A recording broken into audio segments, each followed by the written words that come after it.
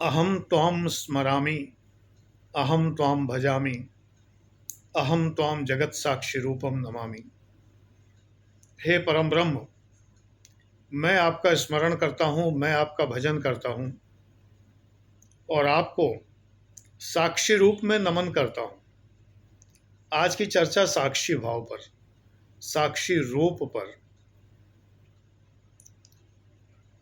हम उस परम ब्रह्म को, उस परमेश्वर को ही साक्षी बना रहे हैं। किस बात का साक्षी बना रहे हैं? इस संसार के रचयिता प्रभु आप हैं। बड़ी मजेदार बात है, वीडियो पूरा ध्यान से देखना और नॉर्मल स्पीड पे देखना। हे प्रभु, आप ही रचयिता हैं, आप ही समस्त संसार के प्रणेता हैं। रचना आपकी है और इस बात के साक्षी आप ही हैं। मैं गवाह कहाँ ढूंढूंगा, मैं साक्षी कहाँ ढूंढूंगा? मुझे क्या पता कौन गवाही देगा, मैं किसको खोजने जाऊं। मैं तो एक बात कह रहा हूं जो शाश्वत सत्य है कि इस संसार के रचयिता प्रभु आप हैं, आप ही हैं। तत् त्वम असि, वो तुम हो। कोई कहे इसका क्या प्रमाण है? अरे प्रमाण, प्रमाण भगवान स्वयं है। बड़ी मजेदार बात है। जिसका प्रमाण मांगा जा रहा है, हम उसी को प्रमाण के स्वरूप प्रस्तुत कर दे रहे हैं। साक्षी गोपाल, हे गोपाल, आप ही साक्षी हैं। आपके मैं कहूं कि मुझे भगवान के दर्शन हुए थे कल, कोई कहे हैं प्रमाण दीजिए। अरे प्रमाण भगवान स्वयं है, पूछ लो उन्होंने दर्शन दिए थे कि नहीं। अगला कहेगा कि भाई ये तो बड़ा अजीब, इससे तो निपटना ही कठिन है। अरे भगवान का ही तो प्रमाण मांग रहे हैं, तुम कह रहे हो प्रमाण में भगवान मौजूद है। न्यायालय किसी से गवाही मांगे, अदालत कहे कि गवाही दीजिए और कोई कहे कि मेरी गवाही तो जज साहब आप खुद हैं, जज साहब आप स्वयं मेरी गवाही हैं। ऐसा कैसे? एक बड़े मजे की बात हुई कि एक बार एक व्यक्ति के ऊपर आरोप लगा कि ये बहुत बदनाम है, चोर है, उचक्का है, फरेबी है, लंपट है। अदालत में मुकदमा पेश हुआ। जज ने कहा तुम्हें अपनी गवाही में किसी को प्रस्तुत करना है? उसने कहा जज साहब मेरी गवाही तो आप ही हैं, क्या आप मुझे जानते हैं? जज ने कहा नहीं। बोला जब जज नहीं जानते इसका मतलब मेरे ऊपर कोई मुकदमा कभी चला ही नहीं है, इससे बड़ी गवाही और क्या हो सकती है? दूसरी गवाही थानेदार साहब को बुला लीजिए। थानेदार को बुलाया गया। उसने कहा थानेदार साहब आप मुझे जानते हैं? थानेदार ने कहा नहीं नहीं, मैं तुम्हें क्यों जानूंगा। उसने कहा लीजिए साहब एक और गवाही हो गई। पुलिस भी नहीं जानती, अदालत भी नहीं जानती, मैं किस बात का लंपट, किस बात का चोर। यानी मैं सिद्ध दोष तो हूं ही नहीं। तो साक्षी मांगने वाला स्वयं साक्षी हो। और यहां पर क्या हो रहा है? जिसकी साक्षी मांगी जा रही है, जिसकी गवाही मांगी जा रही है, वो स्वयं गवाही है, साक्षी गोपाल। अहम त्वाम स्मरामि, अहम त्वाम भजामि, अहम त्वाम जगत साक्षी रूपम नमामि। जगत की साक्षी आप ही हैं। ये पूरा संसार जो निर्मित किया गया है आप ही ने तो निर्मित किया है। साक्षी और मैं कहां से लाऊंगा? साक्षी तो आप ही हैं प्रभु। हे प्रभु, मेरी तो सारी गवाही आप ही देंगे। ये संसार निर्मित आपने किया।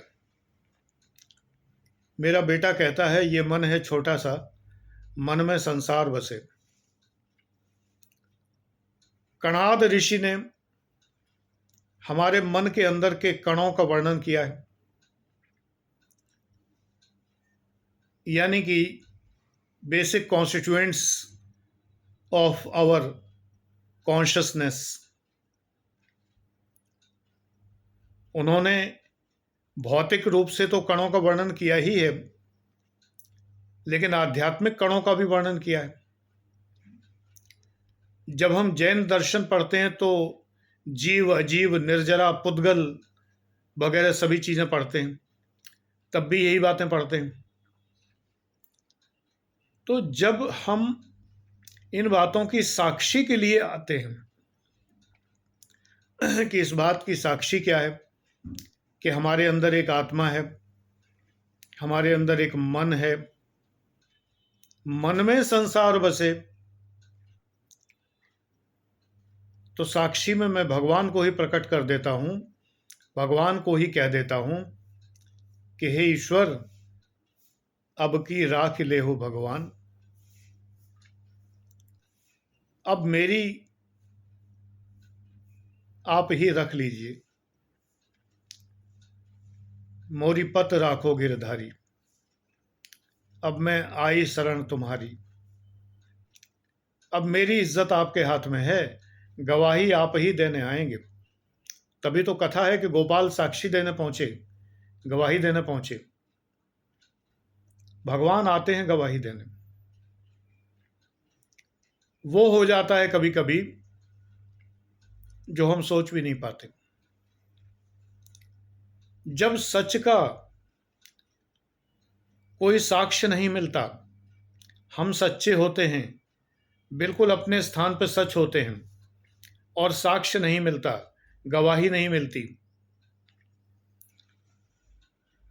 तो हम भगवान को ही कहते हैं कि भगवान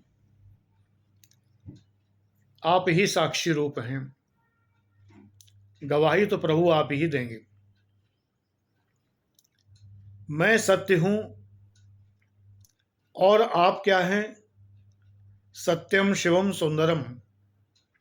आप सत्य हैं, शिव हैं, सुंदर हैं। मैं भी सत्य हूं, तो प्रभु मैं आपका अंश हुआ ना, और जब मैं आपका अंश हूं तो अपने अंश के अंशुमान भगवान आप स्वयं हैं, तो अपने अंश की रक्षा कौन करेगा? आप ही करेंगे। मेरी साक्षी तो आप ही देंगे, मेरी गवाही तो आप ही देंगे। और भगवान देते हैं, प्रकट होते हैं। ऐसे नहीं कि शंख चक्र गदा पद्म धारण किए 4 भुजाओं के रूप में। कहीं ना कहीं से ऐसी घटना घटती है, कहीं ना कहीं से ऐसा होता है कि आपका सत्य सिद्ध हो जाता है, प्रोवाइडेड आपने हृदय से प्रभु को स्मरण किया हो, हृदय से प्रभु को याद किया हो, हृदय से प्रभु में विश्वास किया हो। एक ही सिद्धांत है, डोरी सौंप के तो देख एक बार, उदासी मन काहे को करे, तेरा राम जी लगे हैं बेड़ा पार, उदासी मन काहे को करे। मेरे पिताजी गाते रहते थे, मुझे चिंता में देखते थे तो अक्सर गाने लगते थे, तेरा राम जी करेंगे बेड़ा पार, उदासी मन काहे को करे, डोरी सौंप के तो देख एक बार, उदासी मन काहे को करे। तब ये बात समझ में नहीं आती थी। अब जब उनकी उम्र में पहुंच रहा हूं तब समझ में आता है कि डोरी एक बार सौंप दी, भगवान मेरी डोरी आपके हाथ में है। पालने की डोरी होती है ना, बच्चा जो होता है पालने में झूलता है, तो माँ जो है एक डोरी पकड़ लेती है और झुलाती रहती है उसे, तो बच्चा माँ के इशारे पे झूलता रहता है। तो हम लोग वही बच्चे हैं, झूल रहे हैं। झुलावनहार कौन है? पालनहार कौन है? ओ पालनहारे निर्गुण और न्यारे, वही झुलावनहार है, वही डोरी पकड़े हुए हैं। तो जब डोरी सौंप दी तो चिंता काहे को करनी है? गाड़ी चल रही है, हम गाड़ी में बैठे हैं, चला रहा है ड्राइवर, तो हम चिंता व्यर्थ करें? क्योंकि वो अगर एक्सपर्ट ड्राइवर है तो हमें चिंता करने की ज़रूरत नहीं है। भगवान ने कृष्ण का रथ संभाल लिया था, रथ के चालक ड्राइवर बने, उनकी डोरी संभाल ली। अर्जुन अर्जुन का रथ, कृष्ण का नहीं, अर्जुन का रथ संभाल लिया था। अर्जुन का रथ भगवान ने रथी बनकर क्यों स्वीकार किया? भगवान तो सबके सारथी हैं, अकेले अर्जुन के थोड़े ही हैं। अर्जुन तो प्रतीक है संसार का, हम सबका। भगवान हम सबके सारथी हैं। ऐसा नहीं है कि भगवान ने केवल अर्जुन के सारथी बनना स्वीकार किया था, भगवान तो हमारे भी सारथी हैं। हमारी जीवन की नैया को चला कौन रहा है? ईश्वर। बहुत से लोगों को इसमें विश्वास नहीं होता, उनसे मेरा यही कहना है कि P2 बैच के, अब P2 बैच की वीडियो ओपन है एक्चुअली, 1 अप्रैल के बाद P2 बैच की वीडियोज़ ओपन है। ये वीडियो उसी क्रम का है, हर वीडियो का नाम जो है P2 से ही होता है, इसके आगे डेट लिखी होती है जिस डेट को वो अपलोड होता है। क्योंकि P2 बैच में जो 1100 रुपये की शुल्क या कुछ लोगों से थोड़ा सा ज़्यादा भी लिया गया था, तो उससे मुझे कोई लाभ नहीं हुआ। ऐप के नियम मुझे पता नहीं थे, 2050 रुपये पर स्टूडेंट मुझे देना होते हैं पर एडमिशन।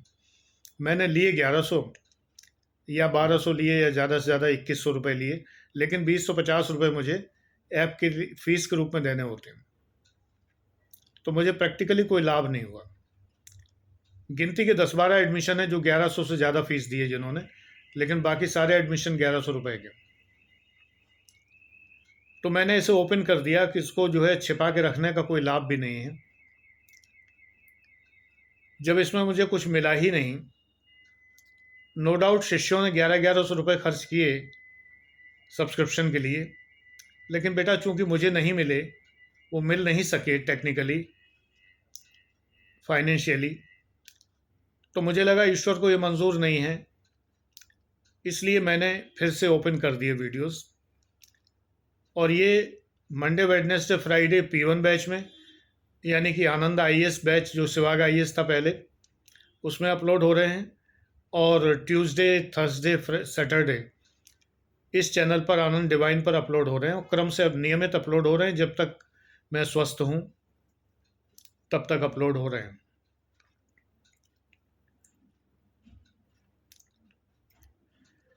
तो ईश्वर तो हमारा खेवनहार, पालनहार, तारणहार है ही है। हमें ये स्वीकार कर लेना चाहिए, जैसे कि मैंने कर लिया है।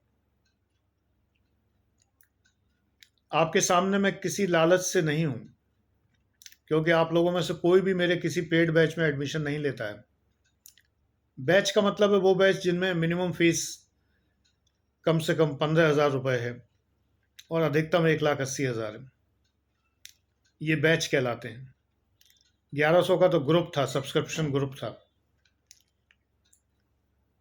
तो कोई पेड बैच में तो लेता नहीं है एडमिशन। फिर भी अगर मैं आपके सामने हूं तो केवल इसलिए कि ईश्वर की सेवा के लिए ही, जिससे कि आपको मैं वो चीज़ें समझा सकूं जिनसे आपको लाभ होता है। वीडियोस का अधिकतम समय 15 मिनट है, कभी कभी ज़्यादा भी हो जाता है, तो कभी कम भी हो जाए तो चिंता मत करिए। अनावश्यक घसीटने से कोई लाभ नहीं है। जैसे कि अब अगर मैं ज़्यादा खींचूं इस वीडियो को तो ये घसीटना होगा, इसलिए अब मैं इसको यहीं पर बंद कर रहा हूं।